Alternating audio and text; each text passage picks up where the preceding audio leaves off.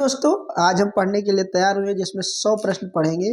जो कि हमारा पेपर है वो एमए प्रथम सेमेस्टर का पेपर है और पेपर का जो नाम है एक बार देख लीजिए, भारतीय काव्य शास्त्र एवं प्रमुख सिद्धांत। तो इसके जो हम अति लघु उत्तरीय प्रश्न हैं ये पढ़ने के लिए तैयार हुए हैं। तो अपनी कमर कस लीजिए क्योंकि इसमें 100 सवाल पढ़ना है हमको। तो पहले सवाल की तरफ बढ़ते हैं। इसमें पहला प्रश्न है कि गुणीभूत व्यंग्य पर सारगर्भित टिप्पणी कीजिए। देखिए, जो ये शब्द सारगर्भित हुए आया है, इसका कहने का अर्थ है कि इसका जो जो उत्तर है क्या होगा। तो ध्वनि के काव्य की आत्मा मानने वाले ध्वनिवादी आचार्यों के वाक्यों में गीत और भेद में माने गए 3 भेद माने गए हैं: ध्वनि काव्य, गुणीभूत व्यंग्य काव्य और चित्र काव्य। देखिए, होता क्या है, किसी काव्य को हम सुन भी सकते हैं, उसके गुणों को भी जान सकते हैं, और अगर हम नहीं सुन पाते हैं, अगर किसी चीज़ का चित्र बना हुआ है तो उससे भी हम समझ लेते हैं। जैसे कि जहाँ पर व्यंग्यार्थ की तुलना के वाच्यार्थ अधिक चमत्कार युक्त होता हो, वो दोनों रूप का चमत्कार युक्त होता हो, उसे गुणीभूत व्यंग्य होते हैं। गुणीभूत व्यंग्य को मध्यम काव्य कहा गया है। गुणीभूत व्यंग्य के 8 भेद माने जाते हैं: अगुण व्यंग्य, उपर स्वयं भूत व्यंग्य, वाक्य सिद्ध व्यंग्य, भूत व्यंग्य, गूढ़ व्यंग्य और संदिग्ध प्रधान व्यंग्य, आक्वासित व्यंग्य और आसुंदर व्यंग्य। ये जो है 8 प्रकार के गुणीभूत व्यंग्य होते हैं। फिर सवाल होता है, काव्य शास्त्र के सबसे प्राचीन नाम क्या है। तो काव्य शास्त्र का सबसे प्राचीन नाम है काव्यालंकार। ये महत्वपूर्ण सवाल है, आ सकता है। उद्भट के ग्रंथों का नाम उल्लेख कीजिए। तो जो एक महर्षि आचार्य उद्भट हुए, उनकी किताब है, उसका नाम क्या है। तो है काव्यालंकार सार संग्रह।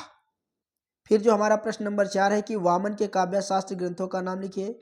ये बहुत ही महत्वपूर्ण सवाल है। काव्यालंकार सूत्र है कि एक आचार्य वामन जी हुए हैं, उनकी जो किताब है उसका नाम है काव्यालंकार सूत्र। फिर अनुभाव के कितने भेद होते हैं। इसके 5 भेद होते हैं: कायिक, वाचिक, मात्रिक, आहार और सात्विक। सात्विक के 10 भाग होते हैं। ये हम रस में पढ़ा चुके हैं, हमारी क्लास में आप पढ़ सकते हैं। फिर सवाल है कि सौंदर्य अलंकार में कितनी उक्ति होती है। तो किसकी उक्ति है। ये जो पुस्तक का नाम है इसने किसने लिखा है। तो वामन जी ने लिखा है। अलंकार संप्रदाय के संस्थापक आचार्य कौन है। तो अलंकार संप्रदाय के संस्थापक आचार्य भामा है। देखिए, रस संप्रदाय के जो संस्थापक हैं वो भरत मुनि हैं, और अलंकार संप्रदाय के जो संस्थापक हैं वो भामा जी हैं। सरस्वती कंठाभरण किसकी कृति है। भोजराज की है। वाक्यम रसात्मकम काव्यम किसकी उक्ति है। आचार्य विश्वनाथ की है। रस निष्पत्ति के प्रमुख व्याख्याकार कौन है। तो रस निष्पत्ति के प्रमुख व्याख्याकार भट्ट लोलट हैं। साधारणीकरण के प्रतिपादक के नाम लिखिए। तो साधारणीकरण भट्ट नायक को साधारणीकरण का प्रतिपादक माना जाता है। काव्य प्रकाश किसकी रचना है। मामट की रचना है। रामणीयार्थ प्रतिपादक शब्द काव्याम किसका कथन है। पंडितराज जगन्नाथ का है।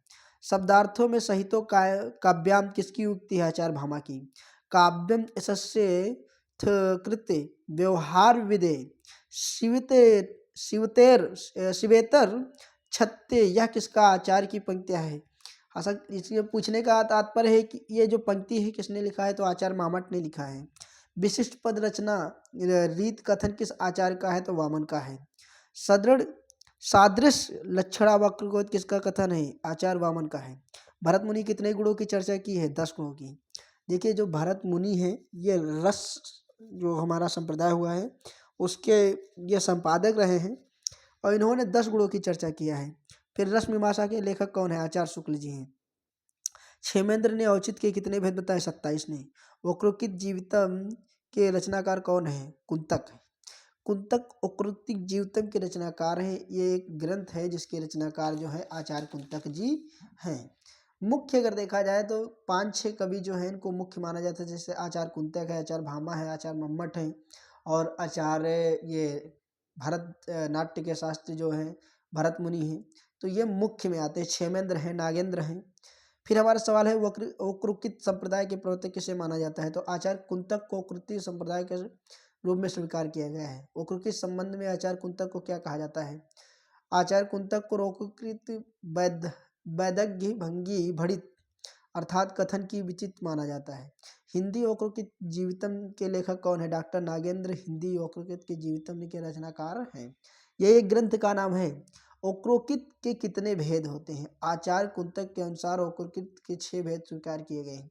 अच्छा, आपको सोचना चाहिए कि हम बार बार बोल रहे हैं ओक्रोकित, ओक्रोकित है क्या? ओक्रोकित का मतलब होता है टेढ़ा हुआ। वर्ण विन्यास वक्रता, पद पूर्वार्ध वक्रता, पद पराध वक्रता और वाक्य वाक्य वक्रता और प्रकरण वक्रता और प्रबंध वक्रता, ये ओक्रोकित के 6 भाग या भेद माने जाते हैं। क्षेमेंद्र ने रस का प्राण किसे माना है? औचित्य को माना है। क्षेमेंद्र का मानना है कि औचित्य ही है जो रस के प्राण है। लोकों के विद्या प्रकरण का व्यंग्य किसकी उक्ति है? वामन की है। शब्द की शक्तियों के नाम बताइए। देखिए, शब्द की शक्तियाँ, अभी मैं इसकी एक बड़ी क्लास लेने वाला हूँ जिसमें शब्द के काव्य के गुण और काव्य के दोष पढ़ेंगे, जिसमें अभिधा लक्षणा व्यंजना पढ़ने मिलेगा, जिसमें शब्द के दोष पते पढ़ने को मिलेंगे और व्यंजन के दोष पढ़ने को मिलेंगे, तो वो अगली क्लास में। फिर साधारणीकरण का संबंध किस काव्य के संप्रदाय से है? तो साधारणीकरण का संबंध काव्य के 10 संप्रदाय से है। ये जो रस संप्रदाय है उसमें ये शब्द बनता है साधारणीकरण। फिर सात्विक अनुभव कितने होते हैं? देखिए, जो सात्विक अनुभव होते हैं 8 प्रकार के होते हैं। इस प्रकार से स्तंभ, रोमांच, स्वरभंग, वेवद, वेवड़, अस्र और प्रलय। आपको पता है स्तब्ध क्या होता है? हम पहले ही पढ़ चुके हैं। स्तंभ मतलब होता है किसी को देखते ही रह जाना। स्वेद, रोमांच, किसी को देख के मन के अंदर एकदम गुलगुला फूटने लगना, उसको रोमांच कहा जाता है। अगर किसी माँ को उसका खोया हुआ बेटा मिल जाए तो उसकी आंखों से आंसू बहने लगते हैं, और जब ना मिले तो प्रलय होने लगता है। मध्यकालीन के आचार्यों में किसने सर्वप्रथम काव्य के हेतु विषय किया है? तो सवाल नंबर 31 है, जिसके कुलपति मिश्र ने रस रहस्य में इसके बारे में बताया है कि मध्यकालीन आचार्य को किसने सर्वप्रथम काव्य हेतु का विवेचन किया है। फिर है सवाल नंबर 32, ध्वन्यालोक की टीका ध्वन्यालोक लोचन किसने लिखा? तो अभिनय गुप्त ने लिखा। फिर ध्वनि सिद्धांत का प्रादुर्भाव किससे हुआ? तो स्फोट सिद्धांत से हुआ। रसिक प्रिया किसकी रचना है? देखिए, रसिक प्रिया को याद करिए, केशवदास। देखिए, केशवदास बहुत महान आचार्य है, उन्होंने रसिक प्रिया लिखा। वाक्य वक्रता से आप क्या आशय है? तो कवि में अलौकिक प्रतिभा का उद्भूत जो वर्णन का विलक्षण चमत्कार है, अलंकार है। अलंकारों की व्याख्या कुंतक ने अपने ढंग से प्रस्तुत किया है। अलंकारों में प्रायः वाच्य प्रतिमान 2 भेदों के रूप में वर्णन किया गया है। वाक्य वक्रता में अलंकार में का अंतर्भाव रहता है। सूक्त के अपने नवीन भंगिमाएं इसी अंतर्गत आती हैं और वाक्यकर्ताओं के अंतर्गत उदार सुंदर वस्तु का सुंदर रमणीय वर्णन आता है। इस प्रकार का वर्णन स्वाभाविक रहता है, जिसे स्वाभाविक के रूप में कहा जाता है, और दूसरा कवि के सहज और आहार प्रतिभा का अलौकिक विलक्षण वर्णन होता है। सवाल नंबर 36 के औचित्य और विचार चर्चा किसकी कृति है? तो औचित्य जो है वो आचार्य क्षेमेंद्र जी की है। जहाँ पे औचित्य दिख जाए वहाँ पे क्षेमेंद्र, जहाँ पे वक्रुकित दिख जाए वहाँ पे कुंतक, जहाँ पे रस दिख जाए वहाँ पर भरत मुनि, और जहाँ पर काव्यालंकार दिख जाए वहाँ पर भामा। 4 लोगों को आप अच्छे से याद कर लीजिए। आचार्य भरत मुनि के अनुसार रस कितने प्रकार के होते हैं? देखिए, 8 होते हैं। मैं आपको बता दूं, आचार्य भरत मुनि के अनुसार से 8 होते हैं, मुख्य 9 माने जाते हैं, पूरे 11 हो चुके हैं, क्योंकि इसमें जो होता है अपने अपने हिसाब से बढ़ते घटते रहते हैं, जो कि कंपटीशन के हिसाब से आता है। तो भरत मुनि में 8 आएंगे। तो इसी तरीके से आचार्य भरत मुनि के 8 जो रस बताए हैं। फिर हमारा सवाल नंबर है 38, रसराज किसे कहते हैं? देखिए, रसराज हो चाहे इंद्र राज हो चाहे जो राज हो, राज का मतलब होता है मुख्य। तो रस रस श्रृंगार रस का कहा जाता है क्योंकि इसका स्थायी भाव रति होता है, और रति माने प्रेम होता है। तो जिसके अंदर से रस निकलता हो उसको रसराज कहते हैं। और रसराज कहाँ से निकलेगा? जहाँ पे प्रेम होगा, जहाँ पे श्रृंगार होगा। फिर हमारा सवाल है कि विभत्स रस का स्थायी भाव क्या होता है? देखिए, विभत्स रस जो है इसका स्थायी भाव जुगुप्सा होता है, घृणा होता है। मान लीजिए कोई गंदा गंदा कुत्ता है तो उसको हम देख करके विभत्स होते हैं, घृणा करते हैं। कोई अच्छा कुत्ता है तो उसको उठा के गोदी में ले लेते हैं। इसी तरीके गांव के प्यारे प्यारे बच्चे भी होते हैं। आचार्य विश्वनाथ के प्रसिद्ध ग्रंथ का नाम बताइए। साहित्य दर्पण है। फिर रमणीयता के आधार पर काव्य के कितने भेद हैं? तो रमणीयता के आधार पर काव्य के 3 भेद हैं। ध्वनि काव्य का उत्तम काव्य, गुणीभूत व्यंग्य काव्य का मध्यम काव्य, और चित्र काव्य जो अधम काव्य माना जाता है। फिर आचार्य मम्मट द्वारा प्रणीत ग्रंथ पर टिप्पणी लिखी है। तो आचार्य मम्मट द्वारा जो है काव्य प्रकाश है। फिर दंडीकृत काव्य की परिभाषा बताइए। शरीरम तावदिष्टा दिष्टार्थ व्यात्य छिन्ना पदावली, अर्थात काव्य का शरीर इष्ट अर्थ युक्त पदावली से होती है। राजशेखर के प्रसिद्ध ग्रंथ का नाम बताइए। काव्य मीमांसा। राजशेखर बहुत बड़े जो हुए आचार्य हुए जिन्होंने ग्रंथों को लिखा, जिस ग्रंथ का नाम है काव्य मीमांसा। फिर आचार्य क्षेमेंद्र की प्रसिद्ध रचना का नाम बताइए। उनकी जो प्रसिद्ध रचना है वो है कविकुल कंठाभरण। फिर जयदेव के काव्य का सबसे महत्वपूर्ण तत्व किसे मानते हैं, तो अलंकार को मानते हैं। फिर काव्यादर्श को प्रेरिता कौन है, वो काव्यादर्श के प्रेरिता आचार्य दंडी हैं। आचार्य दंडी किस संप्रदाय के संप्रदायक थे, तो वो जो थे अलंकार संप्रदाय के थे। रीति काव्य के आत्मा किस विद्वान को स्वीकार किया गया है, तो रीति संप्रदाय के प्रवर्तक आचार्य वामन को माना जाता है, जो कि ऋत्रात्मा काव्यांश कहकर इन्होंने ऋत काव्य की आत्मा स्वीकार किया है। सवाल नंबर 50 एत्यो विपर्यसता गुणा काव्यास कृतिका किसकी उक्ति है, तो आचार्य भरत मुनि की है। वामन के अनुसार ऋत के कितने भेद होते हैं, तो वामन के अनुसार ऋत के 3 भेद होते हैं। देखिए ऋत एक शैली है, भाषा बोलने की शैली है। वैदर्भी रीत, गौड़ी रीत, पंचाली रीत। रीत का मतलब होता है वहाँ की रीत क्या हुई थी। फिर रीत काव्य के आधारभूत पे तत्व कितने हैं, तो रीत के आधार जो भूत है वो गुण, दोष और अलंकार हैं। देखिए इस सवाल को अभी हम पढ़ने वाले हैं। आपने पहले बता दिए हैं कि जो कि काव्य के गुण होते हैं और काव्य के दोष होते हैं, इसको हम अभी पढ़ेंगे। आचार्य मम्मट के काव्य के गुणों की संख्या के स्वीकार करते हैं, कितने बताए हैं, तो उन्होंने 3 गुण मानते हैं। एक होता है मधुर गुण, कि देत को छटाक नहीं, देत को मन और लेत छटाक। तो ये जो ऐसी कविताएं घनानंद की जब पढ़ेंगे तो आपको लगेगा मधुर है। ओज गुण का मतलब होता है एकदम सुनते भय कुद्ध, लड़े युद्ध, खुटे बुद्ध। कहने का मतलब एकदम खतरनाक शब्द जैसे उक्ति हो कि, और प्रसाद होता है जो कि प्रसाद गुण होते हैं जिसके अंदर अपनी खुद की गरिमा बनाए रखते हैं। फिर हमारा तो संचारी भाव की संख्या कितनी होती है, 33 होती है। देखिए संचारी भाव जो होते हैं वो 33 होते हैं। हम किसी को देखकर जो हमारे मन में कुछ जागृत होता है उसको संचारी भाव ही कहा जाता है, और वो 33 तरीकों से जाग सकते हैं। किसी को हंसता हुआ, किसी को रोता हुआ, किसी को खेलता हुआ, किसी को खड़े हुए, किसी को रोते हुए, जैसे भी हो 33 हैं। आचार्य दंडी ने काव्य के कितने हेतु बताए हैं, तो उन्होंने बताया प्रतिभा और शास्त्र ज्ञान अभ्यास। फिर लिखा है काव्य शोभा क्रांत धर्म अलंकार प्रचित्ते कथान किसका है, तो ये कथन आचार्य दंडी का है। तो रूपक के कितने भेद होते हैं, 10 होते हैं। नैसर्गिकी की प्रतिभा सुतिश्च बहु निर्मलन आमंदाभियोग गश्च कारणम।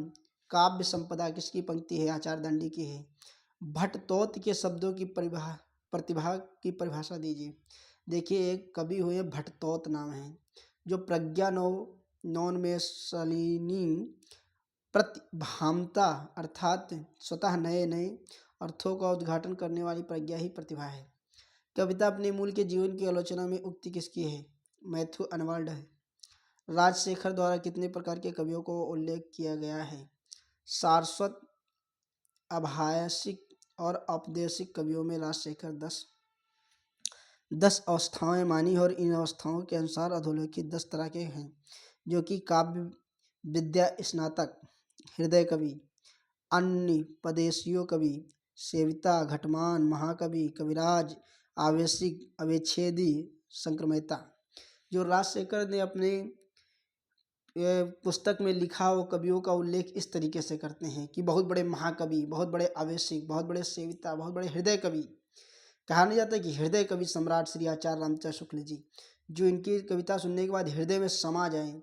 जैसे कि सुबह ये हमारे सूर्य क्या नाम है, कुमार विश्वास जी हैं, वो हृदय कवि हैं। फिर सवाल नंबर 62 रस सूत्र बताइए। तो ये जो रस सूत्र है लिखा है विभावान भाव विभाचारी संयोगादृश निष्पत्ति। फिर रस संप्रदाय के प्रतिपादक के रूप में किसे आचार्य माना जाता है, तो आचार्य भरत मुनि को रस संप्रदाय के प्रतिपादक स्वीकार किया गया है। मैंने पहले ही बताया है वक्रकोट जो है वो कुंदक हैं, कुंतक। रस संप्रदाय जो है वो भरत मुनि हैं। उसके बाद आता है रस के भाव को अंतर स्पष्ट कीजिए। देखिए भरत मुनि के रस परिभाषित करते हुए लिखा है कि अनुभव और व्यभिचारी भाव के संयोग से रस की निष्पत्ति होती है, जबकि भाव के विषय में उन्होंने कहा है कि मानसिक अवस्थाओं का व्यंजक प्रदर्शनीय भाव है। यह 4 प्रकार का होता है: विभाव, अनुभाव, व्यभिचारी भाव, स्थायी भाव। मेरी क्लास में आप देख सकते हैं मैंने रस के बारे में एकदम विस्तार रूप से पढ़ाया है कि आचार्य भरत मुनि के प्रसिद्ध ग्रंथ का नाम बताइए। आचार्य भरत मुनि के प्रसिद्ध ग्रंथ का नाम नाट्यशास्त्र है। फिर रस सूत्र के प्रारंभिक 4 व्याख्याताओं के नामों लिखिए। देखिए रस सूत्र के जो है इसमें मुख्य 4 कवि हुए हैं जिनका नाम भट्ट लोलट है, साशंकु है, भट्टनायक है और अभिनव गुप्त है। भट्ट लोलट के रस सिद्धांत का नाम उल्लेख कीजिए। तो भट्ट जो लोलक जो महान आचार्य हैं उनकी किताब का जो नाम है उन्होंने जो लिखा वह रस सिद्धांत उत्पत्तिवाद है। आचार्य शशंकु द्वारा प्रतिपादित सिद्धांत बताइए। अनुमितिवाद। भट्टनायक द्वारा प्रतिपादित सिद्धांत का नाम बताइए। तो वह है भुक्तिवाद। डॉक्टर नागेंद्र का रस सिद्धांत संबंधी ग्रंथ का नाम बताइए। रस सिद्धांत। ब्रह्मानंद सहोदर किसे कहा गया है? तो ब्रह्मानंद सहोदर किसे कहा गया है? रस को कहा गया है। कहने का अर्थ है जो ब्रह्म है, जो हमारे काव्य अलंकार में जो मेन ब्रह्म है उसको रस माना जाता है, रस को माना जाता है। और इसके कहा जो है तो कहने का अर्थ है जो हमारे रस संपादक व्यक्ति है भरतनाट्य जी, उन्होंने लिखा है, भरत मुनि ने। ध्वनि को कितने प्रकार के होते हैं नामों लिख कीजिए। तो ध्वनि होती है 2 प्रकार की, एक होती अभिधा मूला ध्वनि और एक होती लक्षणा मूला ध्वनि। फिर हमारा सवाल है औचित्य के प्रमुख भेद कितने होते हैं नामों लिख कीजिए। तो क्षेमेंद्र के अनुसार औचित्य भेद के पद, वाक्य, प्रबंध, गुण, अलंकार, रस, क्रिया, कारक, लिंग, वाचन, विश्लेषण, उपसर्ग, निपात, काल, देश, कुलवृत्त, तत्व, सत्य, अभिप्राय, स्वभाव, संग्रह, सार संग्रह, प्रतिभा, अवस्था, विचार, नाम, अशीष, औचित्य, संयोजन, रूप, वर्तमान, संबंध, संदर्भ के उपयोग में अनेक भेद अप्रासंगिक हो गए हैं। और ये जो लिखते हैं ये क्षेमेंद्र जी लिखते हैं। फिर रूपक अलंकार का उदाहरण दीजिए। उदय, उदयगिरि, मंच पर, रघुवर, बाल, पतंग, विशेषण, सर्वस्व, हर्षलोचन, भंग। जब अलंकार पढ़ोगे तो आपको ये सब मिल जाएगा अच्छे से पढ़ने के। भूषण, भूषण बिन न विराजे, कविता बनिता मिथ्य। उक्त किस काव्य शास्त्र में संप्रदाय से संबंधित है? तो अलंकारवाद। इनके कहने का मतलब है कि जो अगर कविता है जब तक वो सुंदर नहीं होगी, बनिता, मित्र, ये सब उनके होने के लिए अलंकार होना बहुत जरूरी होता है। फिर आचार्य केशव दास ने अलंकार अलंकारषदि काव्यांग का वर्णन किस ग्रंथ में किया है? कविप्रिया नामक ग्रंथ में। केशव दास की जो पुस्तक है, ग्रंथ है, वो उसी तरीके से है। रसक प्रिया, रसिप्रिया, कविप्रिया। अलंकार के कितने भेद होते हैं? ये 3 भेद होते हैं: शब्दालंकार, अर्थालंकार, भयालंकार। यमक अलंकार का कोई उदाहरण दीजिए। तो परवारो उर्वशी सुन राधिके सुजान, तू मोहन की उर्वशी है उर्वशी समान। अलंकार संप्रदाय में समर्थक कौन है? तो अलंकार संप्रदाय के समर्थक जो है भामा है, जयदेव है, आचार्य केशव है। अभिव्यंजना किस में होती है? वस्तु में। आचार्य आनंदवर्धन के प्रमुख ग्रंथ के नाम उल्लेख कीजिए। ध्वन्यालोक। ध्वनि को काव्य की आत्मा किसने माना है? देखिए होता क्या है, ये सभी जितने ग्रंथ के लेखक हैं, आचार्य हैं, ये अपनी अपनी बात सत्य को सही ठहराने के लिए लगे हुए हैं। तो आचार्य आनंदवर्धन के ध्वनि काव्य की आत्मा स्वीकार किया गया है। ध्वनि के संदर्भ में उन्होंने कहा है काव्य इस्यात्मा ध्वनि। फिर सवाल है अपारे काव्य संसारे कविरेव प्रजापति यथास्मे रोचते विश्वम तदेव परिवर्ते, किसका कथन है? आचार्य आनंदवर्धन जी का है। फिर प्रतिभा में नवोन्मेष सलीनी प्रज्ञा किसे कहा? भट्टोत को कहा गया। काव्य अलंकार किसकी कीर्ति है? काव्य अलंकार आचार्य भामा की कीर्ति है। आचार्य भरत के रस सूत्र का उल्लेख कीजिए। तो विभावन भाव, विभचारी, संयोग, द्रास, निष्पत्ति, जो कि भरत मुनि के रस सूत्र का उल्लेख है। वामन के अनुसार गुणों की संख्या कितनी है? तो 10 है। मधुर गुण में सोदाहरण परिभाषित कीजिए। देखिए काव्य के अंतर्गत मधुर गुण का उस स्थान होता है जहाँ पर पढ़ने सुनते से पाठक के श्रोता के हृदय में सहजतया द्रवित होकर आनंदित होने लगता है। उसे पद को योजना प्राय समाप्त रहित, समास रहित और कर्ण प्रिय होती है। टा वर्ग वर्गों का प्रयोग नहीं होता है, जिसमें जैसे कि जो शब्द सुनने में एकदम खराब लगे, जैसे सुनने के बाद कान कहे लगे कि भैया रहने दे, मेरे कान दर्द होने लगे हैं, वैसे शब्द का उपयोग नहीं किया जाता है। आदि ध्वनियों को प्रयोग शुभ और मधुर गुण और श्रृंगार, करुण और शांत रसों में पाया जाता है। जैसे कि छोड़ दुमों की मृदु छाया, तोड़ प्रकृति से भी माया, बाले तेरे बाल बाल में, कैसे उलझा तू लोचन दो लोचन। और मैं इससे अच्छा आपको एक दिखा रहा हूँ, अभी इसी किताब में है। ये पंक्ति आप देख लीजिए, घनानंद जी की है, जो हमारे पाठ्यक्रम में है भी। अति सूध सनोह अति सूध स्नेह कुमार रघु जहाँ नेक सयान पबाक नहीं, तहाँ साच चले तज अपनापो झजके कपटी पे निशाक नहीं। तुम घन आनंद प्यारे सुजान सुनो इत एक के दूसरी आक नहीं। तुम कौन से पाठ पढ़े हो लला मन ले हो पे देव छटाक नहीं। ये भगवान कन्हैया जी के बारे में है, हालांकि ये मधुर है और मैंने सिर्फ आपको उदाहरण देने के लिए बीच से निकाल के दिखाया, जो आपकी किताब में भी पढ़ने को मिलेगा। फिर सवाल होता है ध्वन संप्रदाय का संप्रदाय किससे स्वीकार किया गया है, तो आचार्य आनंदवर्धन को ध्वन प्रवर्तक माना जाता है। फिर ध्वनि के मुख्यतः कितने भेद हैं, तो इसके दो हैं, एक अभिधामूला और एक लक्षणामूला। गुणीभूत व्यंग्य काव्य के कितने भेद होते हैं, 8 भेद होते हैं। ध्वनि को किस आचार्य काव्यात्मा माना है, तो आचार्य आनंदवर्धन ने। देखिए होता क्या है, जो आचार्य आनंदवर्धन जी हैं ये ध्वनि को सबसे ज़्यादा जो सर्वोपरि मानते हैं वो ध्वनि को मानते हैं। फिर मम्मट के कृत काव्य की परिभाषित कीजिए। तद्दोषो शब्दार्थो सगुणावनानुकृति पुनः क्वाय, अर्थात जो रचना दोष रहित हो, शब्द अर्थ से युक्त काव्य सहित हो, कहीं कहीं अलंकार रहित काव्य कहलाती है। फिर कविता क्या है, किसकी रचना है, कविता क्या है, आचार्य रामचंद्र शुक्ल जी की रचना है। ज्ञान राशि से संचित कोश के नाम साहित्यों के किसका कथन, आचार्य महावीर प्रसाद द्विवेदी जी का। काव्य के कितने हेतु होते हैं, नाम उल्लेख कीजिए। तो आचार्य मामट के कृत काव्य प्रकाश के काव्य तीनों हेतुओं को बताया है, जिसमें प्रतिभा है, व्युत्पत्ति, अभ्यास है। फिर सदृश के काव्य के मुख्य कितने भेद होते हैं, तो दृश्य काव्य के 2 भेद भारतीय साहित्य शास्त्र में पाए जाते हैं, रूपक उपरूपक। रूपक के 10 उपरूपक 18 भेद माने जाते हैं। जो रूपक के भेदों को क्रमानुसार नामोल्लेख किया गया, जैसे रूपक है नाटक, प्रकरण, भाषा, भाण, प्रहसन, वियोग, सामवकार, डिम, वाथी, अंक, इहामृग। उपरूपक नाटिका, त्रोटक, गोष्ठी, षटक, नाट्य रासक, प्रस्थान, उल्लापी, काव्य, प्रेखण, रासक, सलापक, गदित, शिल्पिक, विलासिता, दुमिलिता, प्रकड़ी, हलीस, भड़िक। सवाल नंबर 98, प्रमुख काव्य हेतु रूप में प्रतिभा किसकी महत्व की मीमांसा कीजिए। तो काव्य हेतु की अंतर्गत प्रतिभा काव्य के विद्वानों में किसी न किसी रूप में स्वीकार किया है किसी की प्रतिभा। किसी ने उसे प्रतिभा कहा, किसी ने शक्ति के नाम से अभिव्यक्ति किया है। विद्वानों की दृष्टि में प्रतिभा कवि की विशेषता जन्मजात है अथवा सहज रूप से रूप होती है। भट्टोत के अनुसार नौन में शालिनी प्रज्ञा अर्थात नए नए भावों की उद्भावना से प्रतिभा शक्ति कहलाती है। राजशेखर ने प्रज्ञा की प्रतिभा को समानार्थ माना है, प्रतिभा की दूसरी नाम शक्ति है। मामट ने कवित्व के बीज रूपा बताकर काव्य हेतुओं से सर्वोपरि स्थान दिया गया है। तो ये हमारे 98 प्रश्न थे, जिसे मोटा मोटा 100 प्रश्न को मान लीजिए, जो 100 सवालों को पढ़े हैं इसमें से हमारे 30 नंबर आएंगे। तो इससे आसान कुछ हो ही नहीं सकता कि 100 प्रश्न पढ़ो और 30 आ जाएं। ये तो समझ लीजिए कि सोने के ऊपर सुहागा है। तो आज यहीं तक, मिलेंगे अगली क्लास लघु उत्तरीय प्रश्न में, जो कि कुल 21 प्रश्न हैं और जिसमें से हमारे 4 करने होते हैं और 8 प्रश्न आते हैं। तो सोच लीजिए 3 सवाल पढ़ेंगे तो हमारा 1 सवाल आ ही जाएगा। और हमारा जो पेपर है इसी सीरीज से आता है। तो मिलेंगे अगले क्लास में। जय हिंद, जय दोस्तों, मैं मोहित कुमार।